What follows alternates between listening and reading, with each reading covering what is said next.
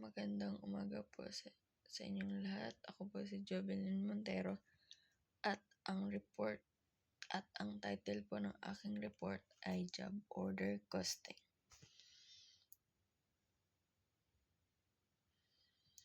At the end of this discussion, we should be able to first define the job order costing system, then determine the different kinds of forms used in job order costing. Number 3, we can enumerate and explain the industries where job order costing is applicable. Number 4, solve problems on job order costing.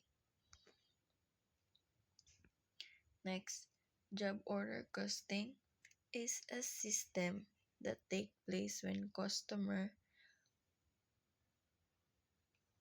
orders small unique batches of products. It means kaya po natin ginagamit ang job order costing kasi ang costing natin ay ng ating mga product is based on job order, based on a batch. And please do take note po of the word unique. Ibig sabihin, one is not enough comparable to the other. Although minsan nagkakaroon ng pagkakaparehas ang produkto, pero meron din naman something na nagpapa-unique sa product. Kaya ang pagko-cost ng product natin ay by batch. This system determines the price of each individual product and ensure that the cost for each product is reasonable, enough for a customer to purchase it while still allowing the company to make a profit. So basically, what we do in job order costing is after natin ma-determine ang total cost that we have insured in the specific product incurred, So after natin ma-incurred ang total cost on that specific product or in that specific batch that we produce, then yun na ang time to decide about the price of that specific and unique product. Each job is prepared by batch or by order in accordance with the customer specification. The cost of materials used with the customer specification, the cost of material used, labor incurred, and overhead applied is summarized in work in process account while maintaining a job cost sheet for each job.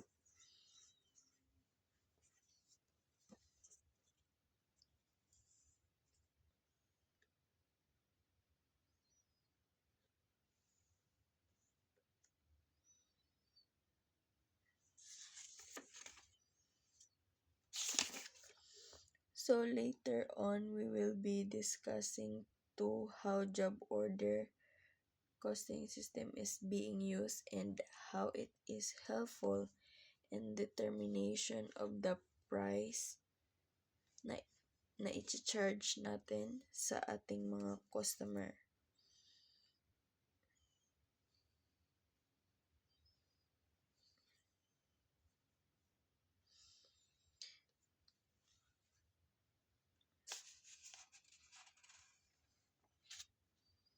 Next,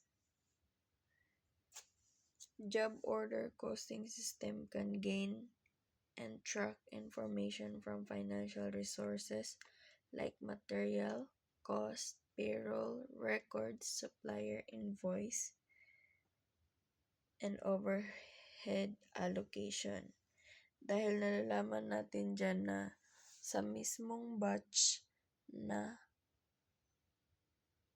produce natin how much is the cost of materials na incurred natin. And syempre, payroll records and suppliers invoice, yung mga materials na nagamit natin, labor cost na na-incurred natin with the specific order. And syempre, pag-allocate natin ng overhead, pwede tayo gumamit ng actual costing or normal costing. So, an accountant will use these resources to gather the data and calculate or track it using a job cost sheet. They may also use a job order database to track each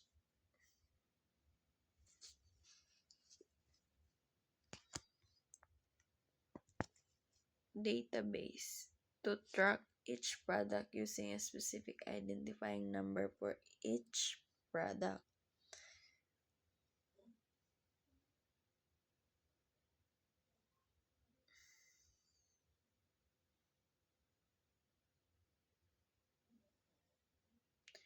So according to where I get this material for my report, sinasabi na karamihan ng company ay nagka-accounting system na. So instead of job order cost sheet, which is na usually yung ginagamit, company is using job order database na to track each product using a specific identifying number for each product. Ang ginagawa kasi natin sa job order costing is merong unique name yung per batch or per order.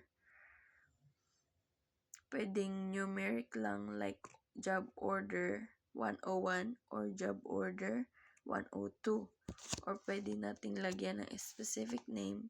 So, depende as long as it will make each job or each order unique to each other. More so when we are already using an accounting system para hindi magkagulo ang record natin sa ating accounting system. Next. Each item tracked in the job order costing system should have a job cost record that lists the material used to create that item, the number of people that work to make the item, and the manufacturing overhead amount for that product. This helps an accountant keep better track of the money spent on each item and the current inventory to prevent unexpected losses from occurring.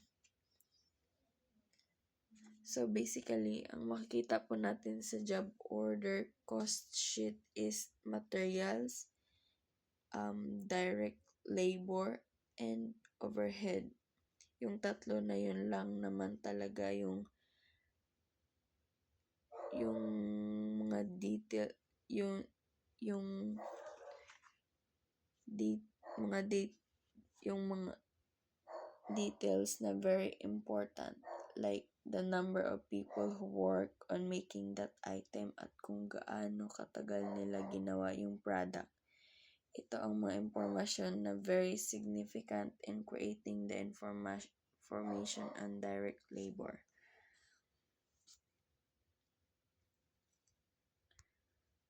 So our main agenda in job order costing is to properly determine the cost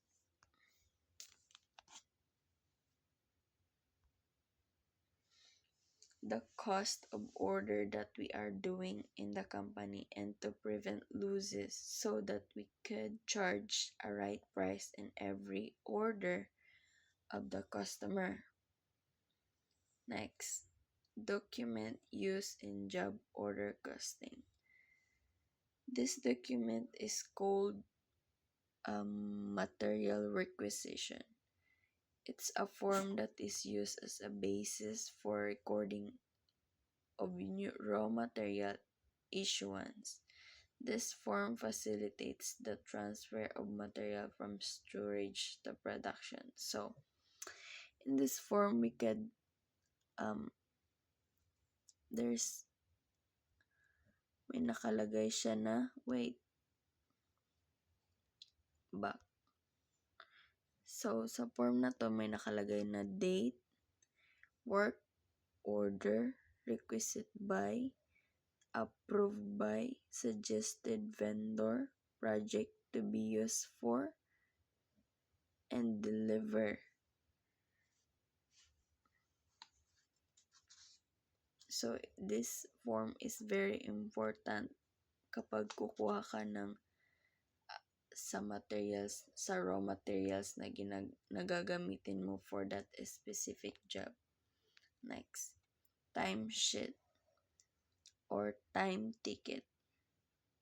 It is where time ticket is kung saan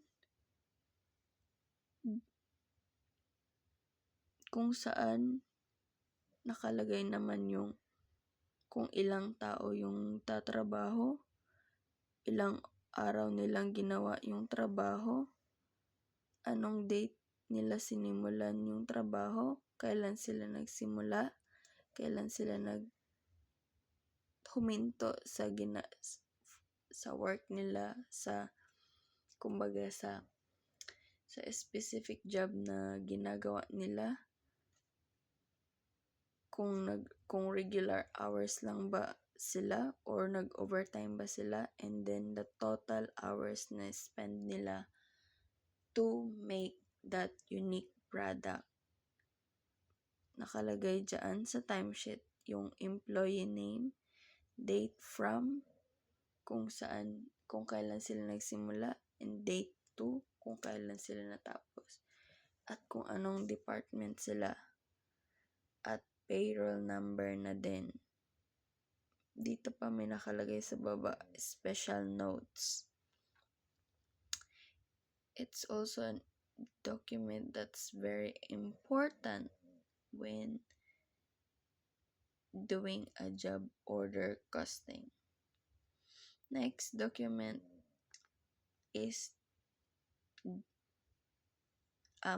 ito na yung tinatawag natin na job cost sheet.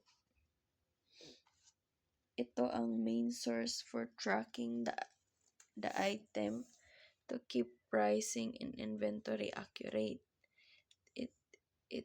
It's to maintain this accuracy, this job cost sheet needs to track information, including kung the date the job was started, the date employees completed the job, kung ilang units ang na-complete nila,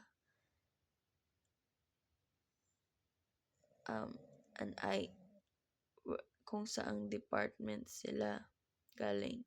So, bali ang nakalagay dito sa job cost sheet is yung direct material, direct labor, and manufacturing overhead. Itong tatlo lang na to. So, kaya lang magiging madali lang siya, pero minsan it can be complicated because of the allocation of the manufacturing overhead.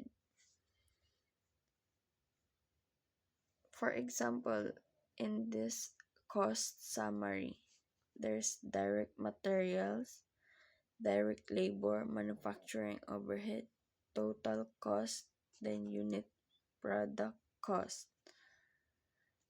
There's also requisite number indirect materials, you could see there a requisite number with the amount.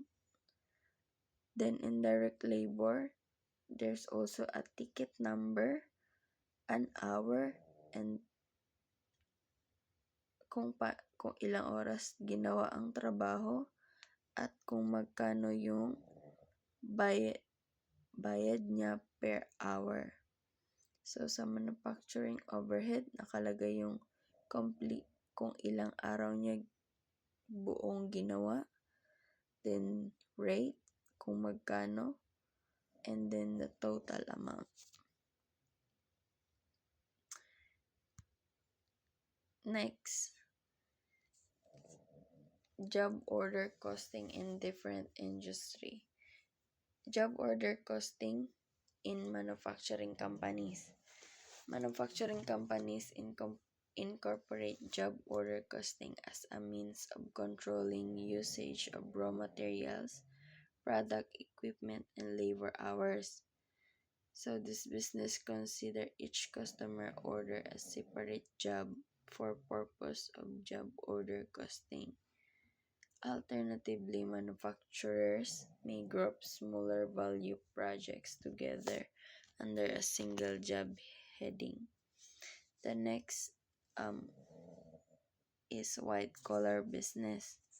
So basically, the companies in the white collar sector of business, like law firms, accounting business, and private investment company, also utilize job order costing. So, hindi lang po ang mga manufacturing company gumagamit ng job order costing, but also white-collar businesses utilize job order costing to manage individual client accounts.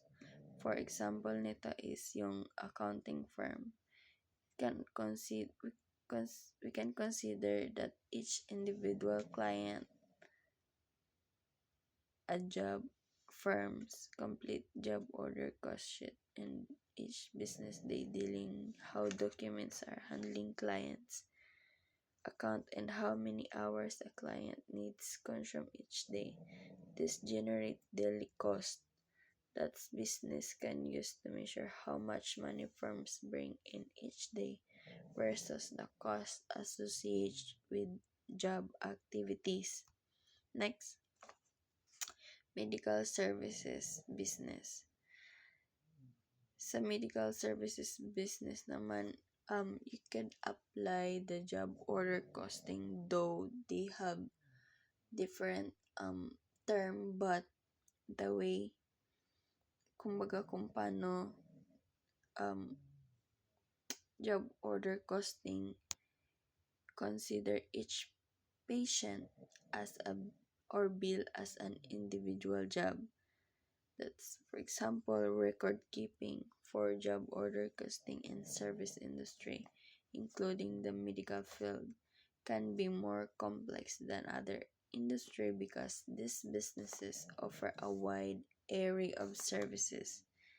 This requires medical service businesses and other service company to keep detailed record of each specific job to determine cost correctly. For example, nito is a doctor office may order patient based on purpose of visit and cost of the treatment administered. Next, problem. So, Winkle Wood Crafters produce special order wood products. The company used job order costing for pricing and cost accumulation. So, the following costs were incurred in two recent jobs. Job Pine 20 and Job Birch 10. So, Job Pine 20, direct materials, they have issued $6,500 and a return of $500. They have an indirect material use which is $500, a direct labor which is $900, $9,000. Direct labor rate is 9,000 per hour. Then the overhead application rate is 10,000 per direct labor hour. While on job Birch 10, their issued materials at 8,000, then zero return, with an indirect material use of 4,000, direct labor 15,000, direct labor rate is $10 per hour. Overhead application is 15 per direct labor hour. So, here's the computation on how to allocate the the direct materials on every job order. For example, the direct materials used in Find 20 order is there's 6,500 minus 500 na return. That's why it's only 6,000. Then for direct labor, he has a 9,000, while Birch 10 is 15,000. As for manufacturing overhead naman, na-compute siya by in Find 20. The reason why kung bakit 10,000, ang kanyang direct labor cost is 9,000 divided by 9 per hour times 10,000. That is per direct labor hour. And the same for Birch 10. He has a 15,000 direct labor divided by 10 and times 15 to make. So, his overhead applied is 22,500. So, the total manufacturing cost is 25,000 for Find 20 and 45,500 for Birch 10. Now that we add the total manufacturing cost, the company adds a 50% markup on cost in determining the amount to charge for each job. Sinasabi dito na there's a 50% markup based on cost. So, in Find 20 job order, they have a total manufacturing cost of 25,000 times 50% the markup cost. So, the answer is 12,500. While on Birch 10 naman, 45,500 times 50%, which is make it 22,750 ang total markup. After this, we can add it na and pwede na magkaroon ng actual price yung job order product. Yun lang po ang aking report. Thank you.